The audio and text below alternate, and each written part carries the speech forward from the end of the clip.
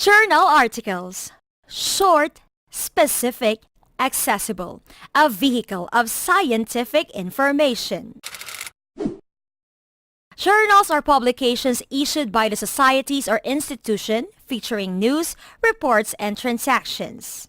It was in 1450 when Johannes Gutenberg invented the first printing press that opened doors for writers, scientists, and philosophers, such as Copernicus and Galileo Galilei, in publishing copies of their manuscripts. However, it was only 25 years after Galileo's death in 1640 that journals started to exist. The Philosophical Transactions is the oldest continuously published science journal in the world. From then on, journals started to become a medium in sharing scientific research and groundbreaking discoveries. This became a venue for information exchange between and among scientists. In the Philippines, journals didn't start until 111 years ago. The Philippine Journal of Science is the oldest journal in the country, established by the Bureau of Science, now known as DOST, in 1906. This was followed by the Philippine Agricultural Scientists by the College of Agriculture of University of the Philippines, Los Baños, in 1911. Though journals are technical and commonly catered to the scientific community, anyone can gain access to these articles. It evolved throughout these years from a tangible document to an article found in the World Wide Web. Today, we'll dig deeper on how it influenced people and the challenges it's facing.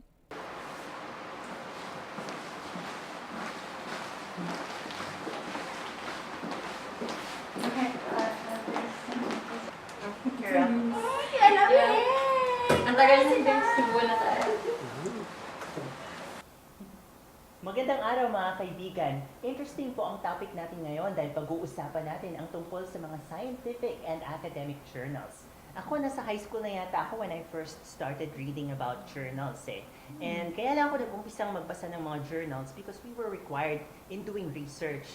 And siguro importante na matutunan ng mga kababayan natin, nating lahat, maging ikaw man ay estudyante, guro, doktor, engineer, o kahit ano pa mang profesyon, dapat matutunan ang pagbabasa ng mga journals dahil isang paraan din ito para maisulong ang kaunlaran ng ating bansa.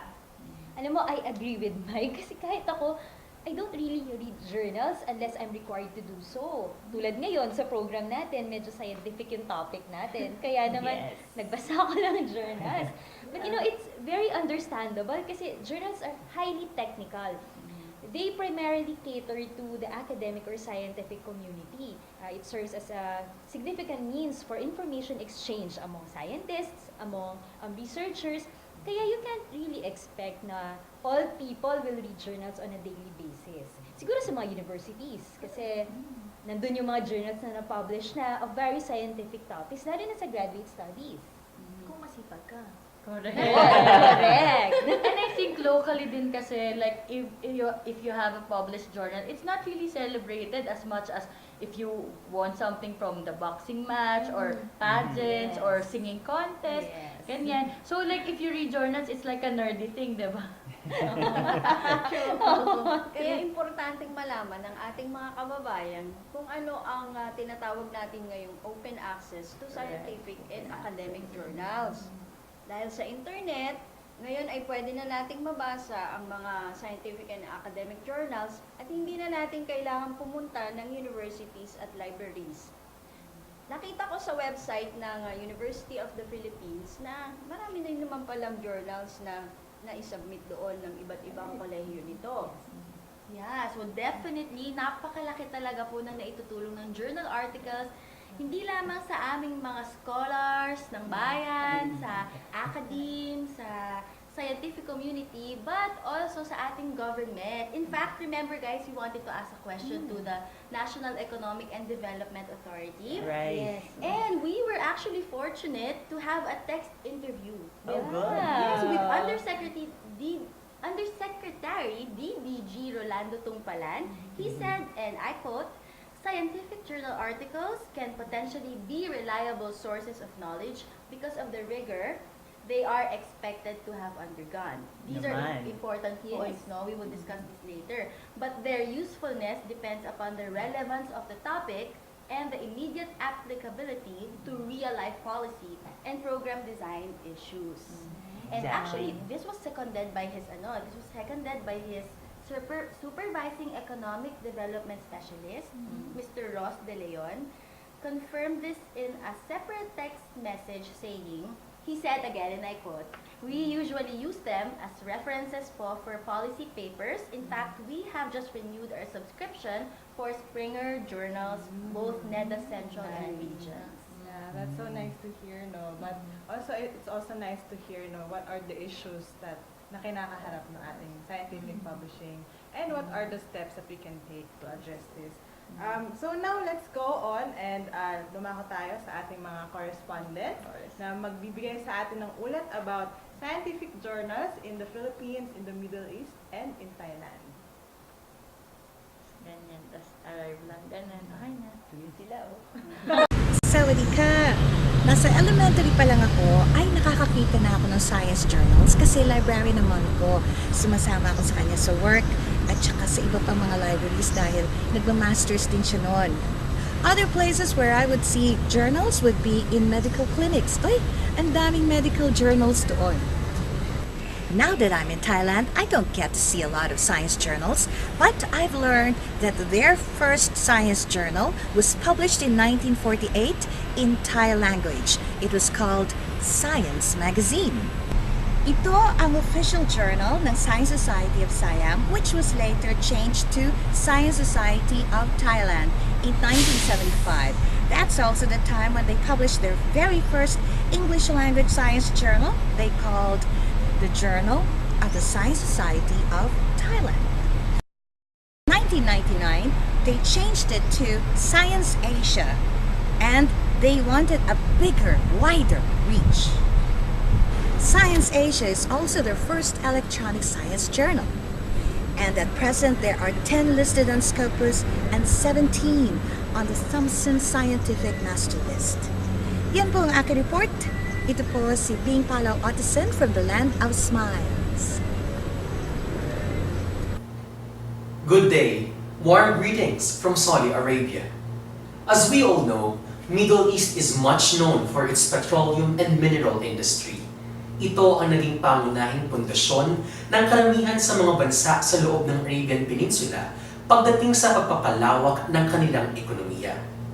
In terms of scientific journals, hindi pa huhuli dyan ang mga bansa dito sa gitnang silangan. According to Index Mundi, an article about scientific journals, ang mga pag-aaral tungkol sa physics, biology, chemistry, clinical medicine, biomedical research, engineering, at earth and space sciences ang karaniwang usapin at laman ng mga scientific journals dito sa Middle East. Ayon din sa kanila, ang mga bansang Iran at Egypt ang dalawa sa mga pangunahing bansa na may mataas na kalidad at publication turnout ng scientific journals sa buong rehiyon. Gayunpaman, may mga bansa pa rin dito sa gitnang silangan ang nangangailangan ng kaunti pang panahon upang mapagyamang nilang gusto ang kultura ng scientific journal publishing. I am Joseph Santos, your correspondent from Saudi Arabia. Guys, we're lucky to have here our guest who has recently published a research report on tools, platforms, and mechanisms that support accountability to affected population during emergencies. Let's all welcome Ms. Sheena Carmel of Valencia, Cali. Good morning. Good morning, Sheena. So, I understand that this is a research grant.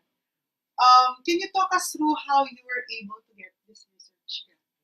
Well, I'm a part of a good network of development workers here in the Philippines, and we constantly share information with each other on research opportunities and project proposals. So sometime in 2015, I received an email from a colleague, and she shared with me some information about a call for research proposals, which is being funded by Making All Voices Count, which is a program based at the University of Sussex in London. So, can you tell us about how you were involved in this research? So I applied for the research. It took me about 6 months before I got the information that my research proposal was approved. And then after 6 months, I got an email from Making All Voices Count, and they asked me to partner with a local organization, and they chose Center for Disaster Preparedness. It's a local research. It's a local organization here in the Philippines, and they specialize in community-based disaster risk reduction. So after that, we started coming up with the research design, and we started with the research in 2016 last year. And the research grant is actually for 12 months. So we started it around April, May 2016. And I am the lead researcher because it was my research proposal. And I helped the organization in crafting out the research design together with questionnaires, methodology, and we also submit our research report to Making All Voices Count every semester. See, speaking of methodology, okay, so can you tell us more about the methodology of your research? So, Making All Voices Count is very particular about the use of innovation. They want to see what works in different localities in different countries. So they're very particular about the use of how we are going to look at the use of technology, particularly in disaster risk reduction. So in my proposal, I proposed on evaluating the tools and platforms that were used during Typhoon Haiyan here in the Philippines.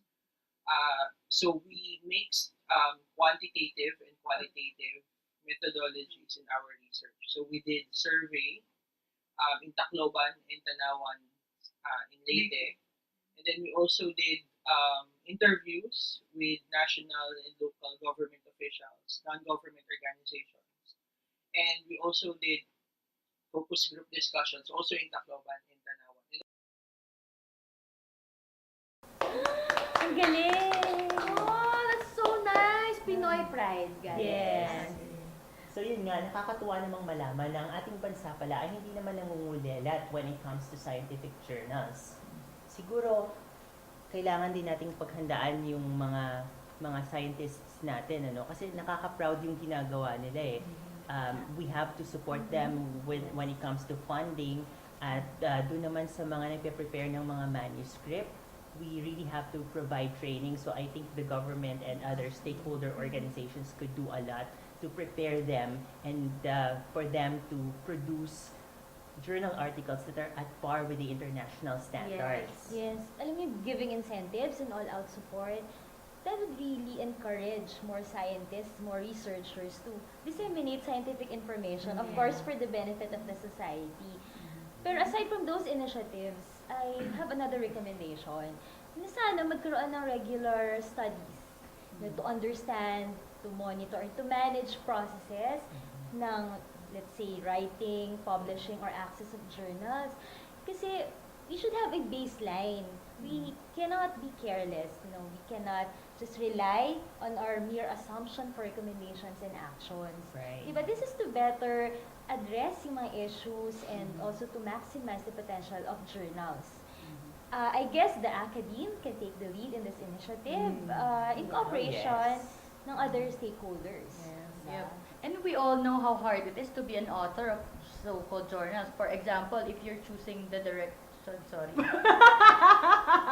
Anak sa tao! Anak, nabibigil siya ako. Bakit? Kasi part mo lang, di ba? Sorry. Sabi sa inyo, wag Erika ilagay nyo dito. Hindi pa Eka, natin Eka. catch mo lang. catch Tuloy. mo. Sino na? Okay, sorry. Bloopers! One, three. Sino na? Ikaw One. 3, 2, 1. Of course, you have to keep in mind that the purpose of scientific journals is to be published because the purpose is for knowledge to be shared and to be utilized. However, the pay-to-publish culture that we have is hindering this purpose. However, I think the government can come in and have an intervention through subsidies, and partnerships among sectors can also be a key to this. And also, of course, there's also an ongoing debate on free access for the readers. Of course, you all know that. However, there's also sectors that are willing to help and reach out to this to support this open access for the readers. I agree. And we all know how hard it is to be an author of a certain journal, right? Kasi for example, if you're choosing what direction you would like to proceed on, for example, if you like to go to the direction of traditional or open access. Kasi ang laban ng traditional over an open access journals, pwedeng ma-omit yung peer system review, which we all know na when it happens, it compromises the quality and the content of a certain research. On the other hand, if they choose the more traditional one, it will be hard for them to publish kasi ngayon napakaliit na porsyento lang ang available, maybe even less than a couple of thousands. So you see, parang even the journals having it traditionally or open access in itself may conflict. Like for example, the option for readership, yung distribution. So yung mga ganong klase ng issues and challenges for the authors. But thankfully, we have the internet now. At least there's still hope for the Philippine journals. They can access the portals for them to publish the with an open access for the journals like the UPLD publishing for Philippines e-journals online or something like that. Kaya lang, may limitasyon naman ang open access to the scientific and academic journals. Isa na dito, yung pagiging internet-based niya kasi hindi naman lang lahat ng tao ay may internet connection. Especially those na naninirahan doon sa poor and remote areas na kahit kuryente ay wala pa rin hanggang ngayon. Oo, not only that. Doon naman sa side ng mga panggagalingan, sources of the scientific information, marami pa rin palang scientists, guys, believe it or not, ang walang access sa internet. I read a research na around 50% of scientists worldwide still don't have access to internet. So with that, besides dun sa fact na maraming readers ang walang access to ICT, marami ring mga scientists, experts, researchers ang walang access to the internet. Hence, hindi sila makapag-contribute. Now, this is a problem. Ibig sabihin yung scientific information na we are currently accessing, hindi talaga siya diverse. Yes. Diba? Hindi siya ganun ka multicolor. And one more thing, what if mag-fail yung mga web hosting service providers nitong mga open access journals na ito? And what if may instances of online security breach? Mga hackers, di ba? Ano na? Exactly. And speaking of hackers, I watched this kasi may favorite akong sci-fi show. Merong dong episode na merong brilliant scientist. Nakagawa siya ng model about yung pinpointing genetic composition of a particular bloodline. Okay. So, in good spirits, gusto niyang i-share yung information para ma-enhance or magamit ng ibang scientist. Pinost niya ngayon sa internet. Kaya lang, can you imagine where this is going? Yeah. Diba? Merong nakakuha na group of people who happens to be terrorists. Oh So, ginamit my. nila, imagine this, ginamit nila, kasi they're also brilliant, but they're using it for something evil, diba? Oh, exactly. So, gumawa sila actually ng biological weapon to target a specific bloodline, a specific community, na yung biological weapon na yun lang ang mata-target. Oh my God. Diba? Terrible. Diba? And another thing is, diba lahat tayo, everything yung mga modules natin nasa internet ngayon, it's so accessible, yes. Sobrang daling trabaho for us. But what if tomorrow we wake up, tapos wala na yung internet? So, goodbye modules, goodbye discussion forum, yung ipopost mo na lang na wala pa, diba? And scientific journals na mga resources mo, wala lahat. You know, that's such a terrible situation, no? But to address that, siguro one thing that scientists could do is to prepare a backup. So aside from their soft copies online, they should really have hard copies then. Yes. So I guess, in the end, traditional journals, yung mga physical journals, actually complement the open access ones. Oh yeah. And vice versa. So I guess it all depends now on the storage preference Yes. and the retrieval capabilities. Yes. 3, 2, 1, go. That's it for today's episode. This has been The Round Table. Oh, isang kain. Salamat. Dali na.